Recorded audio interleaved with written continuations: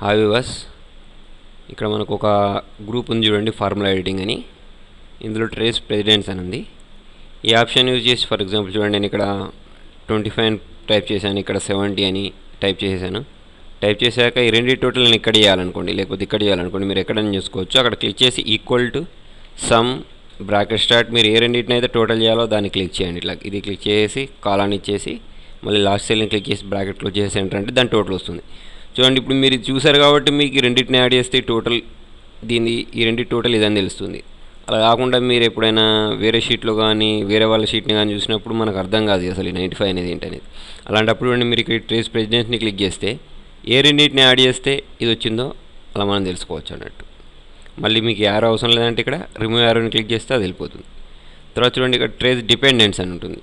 ఇది ఎందుకు అంటే ఫర్ ఎగ్జాంపుల్ చూడండి, ఇక్కడ నేను 20 అని టైప్ చేశాను, ఇక్కడ 2 ఈ రెండింటిని మల్టిప్లై చేస్తే ఈక్వల్ టు బ్రాకెట్ స్టార్ట్ ఇది ఇంటూ ఇది బ్రాకెట్ క్లోజ్ ఎంటర్.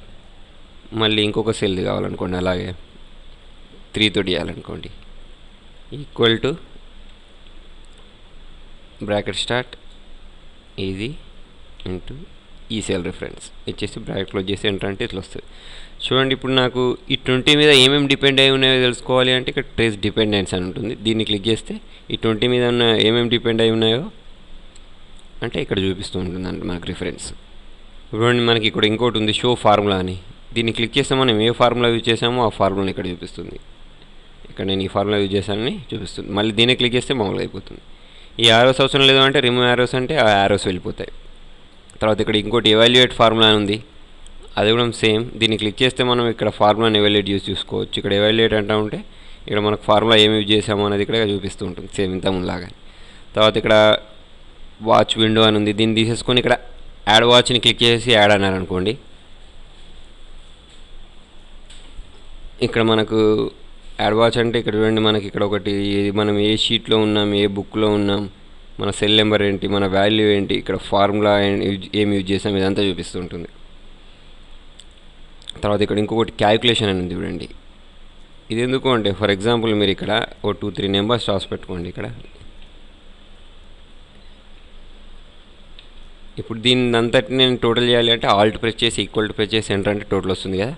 ఈ ఒకదాన్ని డ్రాగ్ చేస్తే అన్ని టోటల్ వస్తుంది మనకు కదా. అలా కాకుండా చూడండి, ఇప్పుడు నేను ఇక్కడ ఒకవేళ నేను మాన్యువల్ అని పెట్టుకున్నాను అనుకోండి, మాన్యువల్ అని ప్రెస్ చేసి ఆల్ట్ ఈక్వల్ టు ప్రెస్ చేసి ఎంటర్ అన్నానంటే నాకు అన్ని టోటల్ రాదు, ఆ ఒక్క సెల్దే వస్తుంది, ఈ రెండింటి టోటల్ మాత్రం వస్తుంది. ఇప్పుడు డ్రాగ్ చేస్తే సేమ్ ఇదే ఫార్ములా అనేది ఇట్లా అర్థమైంది కదా మీకు. ఇక్కడ చూడండి, అంటే ఇదే మనకు టోటల్ మళ్ళీ కింద వస్తూ ఉంటుంది. ఎప్పుడైనా సరే ఇక్కడ ఆటోమేటిక్గా పెట్టుకొని ఉంటేనే మనకు దేని టోటల్ దానికి చేసి చూపిస్తుంది. మీ సలహాలను సూచనలు నాకు కామెంట్ రూపంలో తెలియజేయండి.